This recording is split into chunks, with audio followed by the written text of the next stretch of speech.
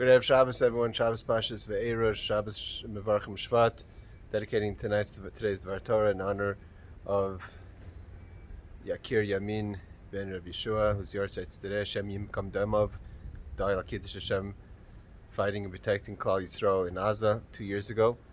So, an idea that we learned this morning in complicated Sikha, and as well based on a Shaila.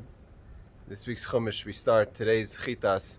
It says Moshe Rabbeinu is talking to Paroi, and it says that after the Mak of Orev, he says Vaye'etar Moshe, and Rashi says Hirbel Ispal, he's davened very deep, and I'm sure there's many commentaries that explain why Moshe davened, why Hirbel Ispal, why did he daven so deep, and the obvious question, the Klotz Kasha really is, why did he daven so much? I mean, Hashem told him l'chatchila. It was told. It wasn't like an idea that Moshe knew the future. God told him how it's going to be. He said that we're going to come to Paroi. He's going to say no, and there's going to be the 10 plagues. And Moshe tells it to Paroi. He says Koi Amar Hashem. He says right away. He tells him that it's going to end with Koi, which represents the last of the 10 plagues of Kachatzois Halayla. That when the harshest of the last plague, which is the firstborn, the death of the firstborn. So Moshe knows that Paroi is going to say no. He knows he's not going to let the Jewish people out. He knows that this is just, so to say, almost a game with Paroi until Paroi is going to have to suffer what he has to suffer. Like Hashem promised Avram that the nation that is going to oppress the Jewish people, the Bnei Yisrael, is going to be punished and judged. So why did he vayeter lispal? Why did he pray so hard? Why was it so important? He should have just gone through the motions. Okay, I'll daven, we'll take the plague off. You come, you'll say no, there'll be another plague. But what's this here lispal? Why would he pray like that? And when we come to the idea that the Rebbe spoke about in this week's Sikha, an amazing idea. The Rebbe asks about the Rashi that starts off in this week's parsha that says that Hashem in his response kind of talks harsh to Moshe. Moshe finished off last week's parsha. Lama hara'isa lama zah. Why did he make it difficult? Why is it difficult for the Jewish people in Galus? Why, ever since I come, lama zah shlachtani, ever since I've showed up, it got even worse. As bad as it was, it got worse. The Jewish people were running around like chickens without a head, trying to find the raw materials, the teven.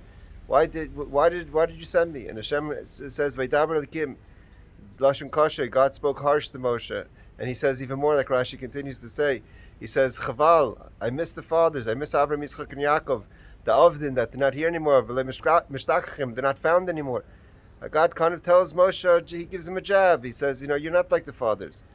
And the Rebbe says, so what does that mean? Why would Hashem speak like that? Why would the Torah tell us that? And Taka, the Rebbe asks even more, why was Moshe asking the question of Lama Reisa Lama Zeh? And here the Rebbe answers a fascinating answer, the difference between Avram Avinu and Moshe. Like the Rebbe speaks from the first mimer of Tafshin Yud, coming up now Yud Shvat, but before the mimer, the idea of Basi Lagani, where the Rebbe says that we're Dar Hashvi, we're the 7th generation. Moshe was the 7th generation, V'chol Hashvim Chavivim, and the 7th is special. But you have to remember you're 7 because you're the 7th from the first. And there's a difference between, and B'makom Gedolim Al Tamid, God tells Moshe, there's Avram, remember who Avram is, he's great, and don't try to stand in Avram's space because you can't. And the Rebbe says, what's the difference between Avram and Moshe?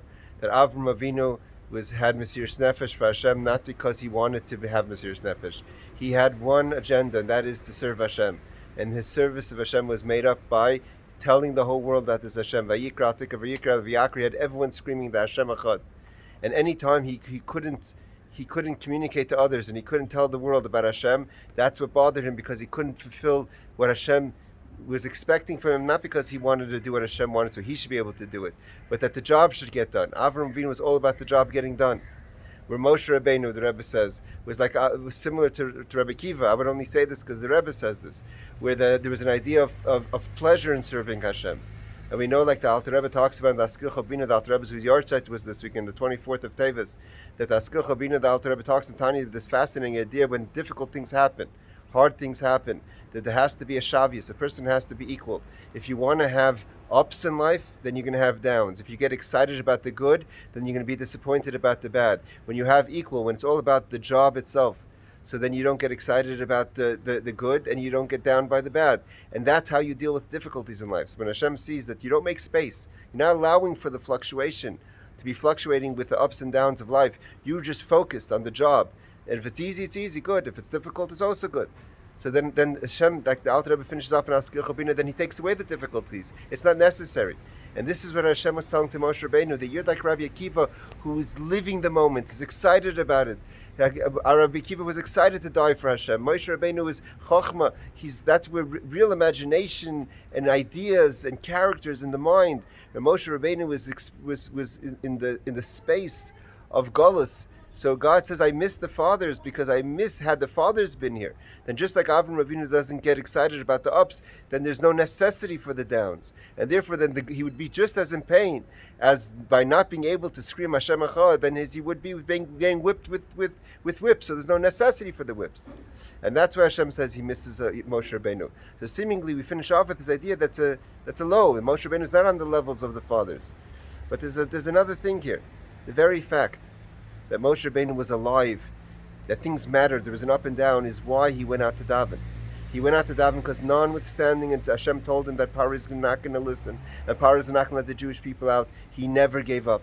He never gave up faith that even Paro, maybe he's going to do tshuva, maybe he's going to prove the system wrong, maybe he's actually going to let the Jewish people out, maybe he's going to realize his mistakes.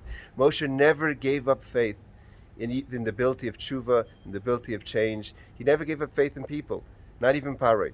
And that's, I think, the lesson we can take from here, that yes, we can't stand by the great, and that we had to go through the difficulties because we live the moment. But living the moment comes with that also the compassion, the hope, the romance, so to say, in Shuva. Where we have a gewaltige week, gewaltige Chodesh, get ready for Yud Shvat, Yom HaGadol, good Shabbos, good Chodesh.